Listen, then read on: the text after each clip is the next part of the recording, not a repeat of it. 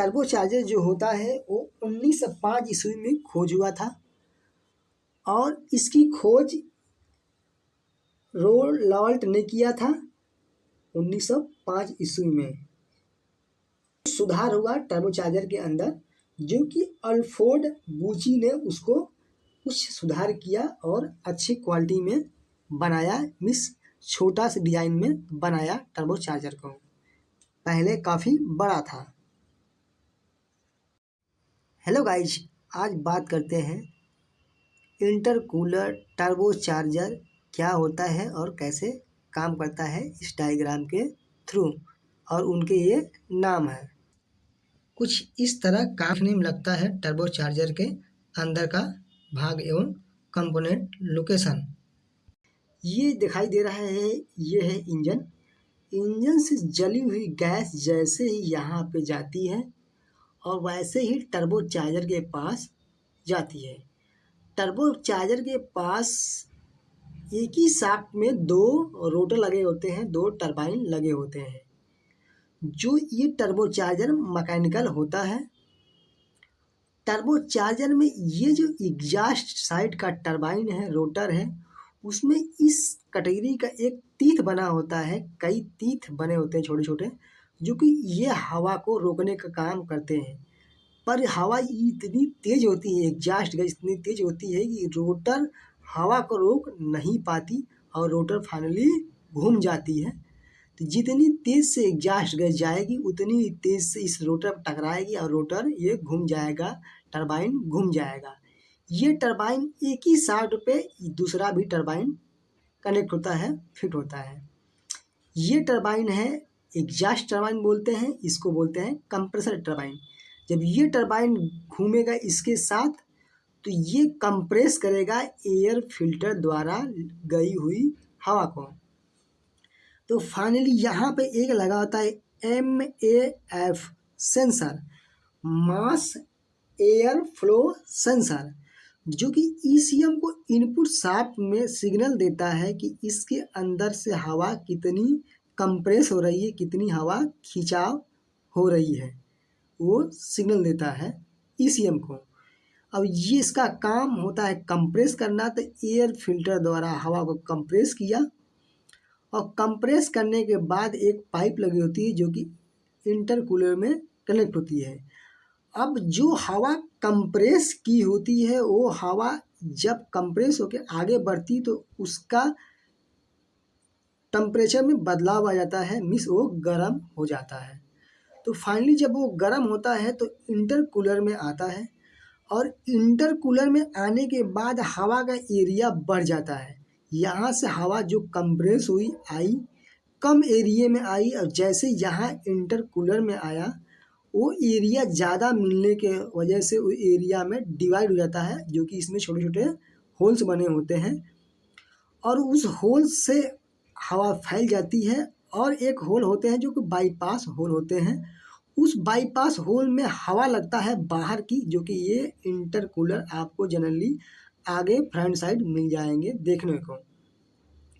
जैसे ही हवा बाहर वाला लगता है बाईपास होल में तो वो एरिया को ठंडा करता है। इसके अंदर जो होल बने होते हैं जिसमें हवा आती है वो एरिया में डिवाइड हो जाती है, जिसके वजह से ये ठंडा हो जाती है हवा। वो हवा जनरली 32 डिग्री तक सेल्सियस तक ठंडा होती है। जैसे ही वो हवा ठंडा होकर आगे बढ़ती है इस पाइप के थ्रू, एयर से प्रेशर से आई और यह ठंडा हुई, एयर से निकल गई। दो पाइप लगे होते हैं इंटरकूलर में, एक नीचे रहेंगे एक ऊपर रहेंगे। तो ऊपर वाले इंटरकूलर से हवा आई, यहाँ पे एक सेंसर लगाता है इनटेक मैनिफोल्ड के पास। इनटेक मैनिफोल्ड के पास एक सेंसर होता है MAP, manifold absolute pressure sensor.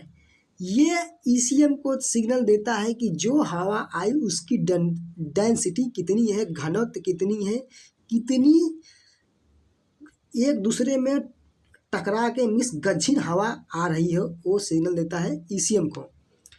और इनटेक मैनिफोल्ड में आई हुई हवा इंजन में आती है और इंजन में आने के बाद जितनी ज़्यादा एयर रहेगी उतनी अच्छा बर्न होगा कम फ्यूल में और प्रदूषण कम होता है जब ज़्यादा एयर की आवश्यकता होती है मिस इंजन को मिलता है तो इसलिए ये मैन्युफैक्चरिंग किया जाता है। अब बात करते हैं कि इंटरकूलर में ऑयल कहाँ से आ जाता है। देखिए यहाँ पे एक ऑयल पाइप लगा होता है जो कि ये रोटर जब घूमता है तो यहाँ पे ये घर्षण होता है, ये हीट होता है शाफ्ट टरबाइन के, दोनों टरबाइन के एक शाफ्ट जो टर्बोचार्जर के अंदर होता है यहाँ पे सील्ड होता है, इसका हवा इसमें नहीं जाएगा, इसका हवा इसमें नहीं आएगा, तो वहाँ हीट होती है तो ये ऑयल उसको लुब्रिकेट करने का काम करता है। जनरली कुछ दिन बीत जाने की वजह से ये शाफ्ट घूमते घूमते कट जाता है, जिसके हल्का हल्का सा ऑयल जो जाता है यहाँ लुब्रिकेट के लिए वो एक पाइप से जाएगा दूसरे पाइप से बाहर निकल जाएगा, इंजन में चला जाएगा ऑयल। तो यहाँ शाफ्ट में हल्का कट जाने की वजह से वो हवा के द्वारा ऑयल इधर आ जाता है कंप्रेस एरिया में, और कंप्रेस हुई हवा जाती कहाँ है इंटरकूलर में, तो वही ऑयल धीरे धीरे जाके इंटरकूलर में इकट्ठा हो जाती है। तो जब इकट्ठा हो जाती है तो इसके द्वारा हवा जब अंदर आती है तो इस एरिया को ऑयल घेर लेता है, जिससे बाईपास नहीं हो पाता है, ऊपर नहीं जा पाता है एयर, गाड़ी दबने लगती है, पिकअप में इशू होता है, माइलेज में इशू होता है, तो जनरली वो क्लीन कर दिया जाता है। कंपनी के रिक्वायरमेंट अलग अलग होते हैं, 45,000 से लेकर 1.5 लाख किलोमीटर के बीच में क्लीन होता है। अब बात करते हैं ऑयल आने की ये प्रोसेस पर होती है। अब ये जो टर्बो चार्जर होता है वो दो टाइप का होता है, एक होता है VGT, एक होता है WGT। अब इसमें प्रॉपर हवा कंप्रेस होके आ रही है, कुछ सिचुएशन ये होता है कि जैसे ही प्रेशर बढ़ जाता है तो यहाँ पर सेंसर सिग्नल देता है ECM को कि हवा बहुत ज़्यादा आ रहा है, हवा की आवश्यकता कम है, तो इसमें एक वेस्ट गेट वाल लगे होते हैं जो कि बाईपास हो जाते हैं, जो कंप्रेस की हुई हवा एयर फिल्टर द्वारा गई हुई हवा बाईपास होके एग्जॉस्ट मेश के द्वारा बाहर निकल जाते हैं। तो वो वाल जब ज़्यादा प्रेशर बढ़ता है, इंजन को कम हवा की आवश्यकता पड़ती है, हवा यहाँ ज़्यादा होता है तो वाल वो खुलता है। ये जब इंजन आइडियल अवस्था में होता है उस समय इसकी स्पीड 1 लाख पर मिनट होती, इतनी तेज ये घूमती है। जब आप एक्सलेट करते हैं तो इसकी क्षमता की बात करें तो 2.5 लाख राउंड ये घूम सकता है। इसकी रोटर, इसकी टरबाइन, एक कंप्रेस टरबाइन या एग्जॉस्ट टरबाइन, दोनों टरबाइन घूम सकते हैं, इतनी इसके अंदर क्षमता बनाई जाती है घूमने की। तो ये होता है टर्बोचार्जर का प्रिंसिपल एवं वर्किंग। अब टर्बोचार्जर एक होता है सुपर चार्जर, एक होता है टर्बोचार्जर। टर्बोचार्जर जो होता है दो टाइप का होता है, WGT VGT। जो सुपर चार्जर होता है वो 3 टाइप का होता है, बट वो हाई स्पीड गाड़ियों में मिलती है, नॉर्मल गाड़ियों में नहीं देखने को मिलती है। सुपर चार्जर गाड़ी इंजन के द्वारा चलता है और टर्बोचार्जर ये एग्जॉस्ट के निकली हुई द्वारा हवा से ही ये काम करता है। तो ये होता है टर्बोचार्जर का वर्किंग।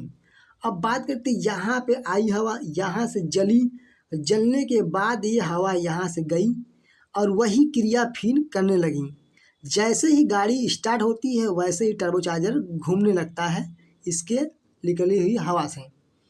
ये हवा यहाँ आई, यहाँ से आने के बाद साइलेंसर में आई, साइलेंसर के आखिरी छोर पे जहाँ से एग्जॉस्ट निकलता है वहाँ पे एक लगा होता है टेल पाइप, इसके बगल में लगा होता है ये मफलर, आपको ऐसे देखने को मिल जाएगा। मफलर का काम क्या होता है साइलेंसर में देने का, जैसे जनरली ये हवा जब आती है साइलेंसर में ये इंजन के द्वारा, तो इंजन के अंदर बनी हुई ब्लास्ट और ध्वनि को ये कुछ हवा में चली जाती है। जब हवा में के द्वारा बाहर आती है तो ये मफलर हवा को कम कर देता है, इसीलिए मफलर लगाया जाता है। तो आई होप आप टर्बो चार्जर के बारे में समझ चुके होंगे, इंटरकूलर के बारे में समझ चुके होंगे, इंटरकूलर क्यों दिया जाता है और इसका देने से क्या बेनिफिट होता है और टर्बो चार्जर कितने टाइप के होते हैं।